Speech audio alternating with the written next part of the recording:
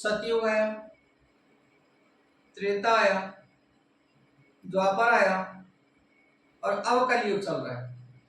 कलयुग के ऊपर एक वृतांत सुनाना चाहूंगा कि कलयुग में एक पौराणिक कथा है, वृतांत है कि महाभारत युद्ध के बाद जब धर्मराज युधिष्ठिर हस्तिनापुर के सिंहासन पर बैठे थे, तब एक दिन उन्होंने भगवान श्री कृष्ण से पूछा कि हे माधव, आने वाले कलयुग में मनुष्य का जीवन कैसा होगा, परिवार और समाज की स्थिति कैसी रहेगी।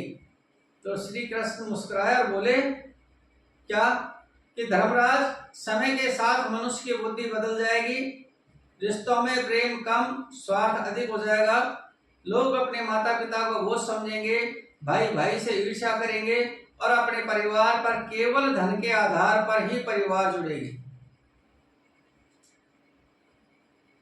युधिष्ठिर सुनकर चिंतित हो गए।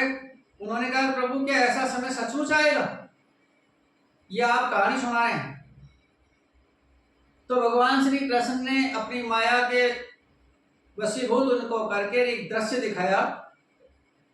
उस दृश्य में देखते हैं कि एक विशाल वृक्ष है, एक विशाल वृक्ष है जिसकी जड़ें सूख चुकी हैं,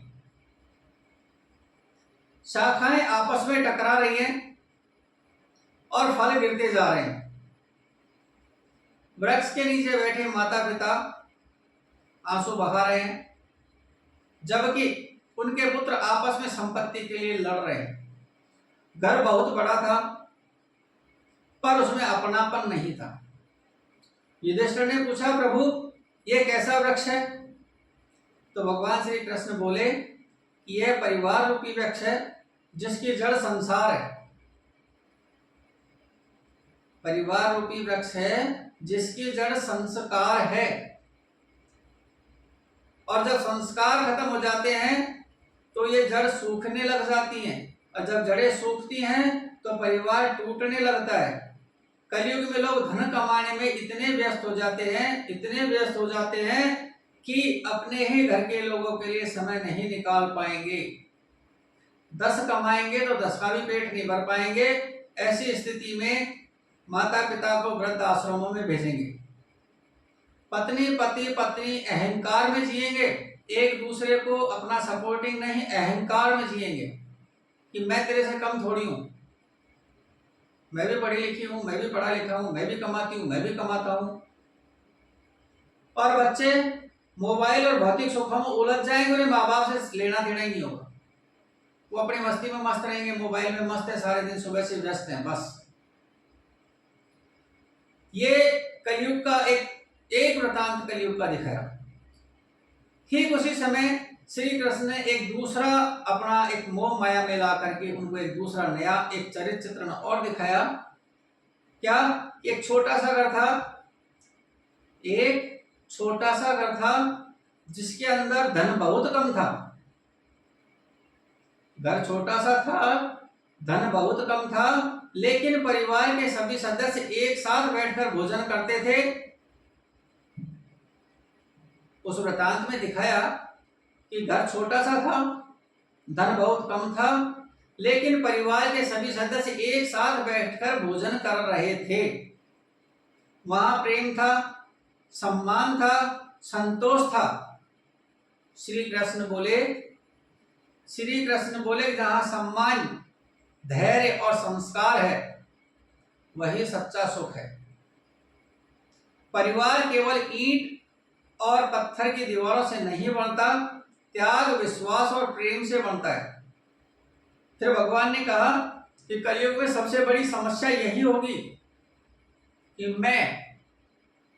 हम नहीं। जिस घर में हम होगा वो परिवार उन्नति करेगा, जिस घर में मैं होगा, मैं बकरा करता है, अपनी गर्दन कटवाता है, और माँ बछड़ा करता है जो जीवन पर्यंत पता नहीं कितने परिवारों का पालन पोषण करता है। तो मैं का बढ़ावा बढ़ जाएगा, हम का समाप्त होना। जब तक मनुष्य अपने स्वार्थ से ऊपर उठकर परिवार और समाज के लिए नहीं सोचेगा, उस परिवार में अशांति बनी रहेगी, तरक्की नहीं होगी, उन्नति नहीं होगी। और शिक्षा, क्या शिक्षा मिलती है इससे? अगर आप चाहें भाई हमने एक वृत्तांत सुना है, इसका अर्थ क्या निकला, क्यों कहा, क्यों बताया, तो कहने का तात्पर्य यह है कि परिवार की मजबूती धन से नहीं संस्कारों से होती है। माता पिता का सम्मान, बच्चों को अच्छे संस्कार देना बड़ा धर्म होता है। अहंकार, स्वार्थ और क्रोध परिवार को तोड़ते हैं। प्रेम और संवाद और धैर्य हर समस्या का समाधान होता है। जिस घर में बड़ों का सम्मान और छोटों को स्नेह मिलता है, वहां भगवान श्री विष्णु, हरि, ब्रह्मा, विष्णु, महेश जिसे बोले तो सभी निवास करते हैं, और वो परिवार धरती का स्वर्ग होता है। बदलिए अपने आप को थोड़ा सा, अहंकार मिटाइए, मैं शब्द को मिटाइए, मैं नहीं हम कहना सीखिए। आपकी भी जिंदगी में सफलता ही सफलताएं मिलेगी, खुशियां ही खुशियां मिलेगी।